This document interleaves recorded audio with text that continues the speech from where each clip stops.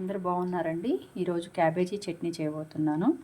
దానికి కావాల్సిన క్యాబేజీ, కొత్తిమీర, కరివేపాకు, చింతపండు, పచ్చిమిరపకాయలు, 2 టమాటాలు, కొంచెం ఆయిల్ హీట్ ఎక్కిన తర్వాత కొంచెం ధనియాలు, జీలకర్ర, గ్రౌండ్ నట్స్ అన్నీ వేయించుకోవాలండి.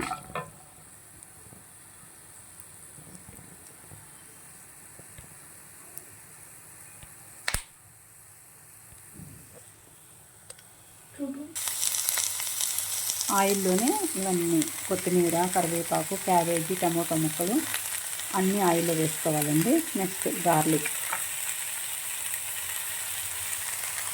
అన్నీ వేసుకొని కొంచెం ఫ్రై అయ్యేంత వరకు వేయించుకోవాలి.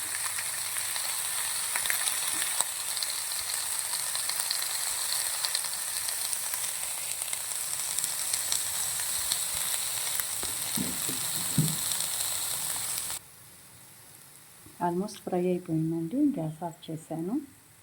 ఆల్మోస్ట్ ఫ్రై అయిపోయింది. గ్యాస్ ఆఫ్ చేశాను. నెక్స్ట్ మిక్సీకి వేసుకోవాలి. మిక్సీకి వేసుకొని కొంచెం సాల్ట్ వేసుకోవాలండి. సాల్ట్ వేసుకొని మిక్సీ వేసేటప్పుడు మరీ పేస్ట్లా వేయకూడదండి. కొంచెం పచ్చగా వేసుకోవాలి.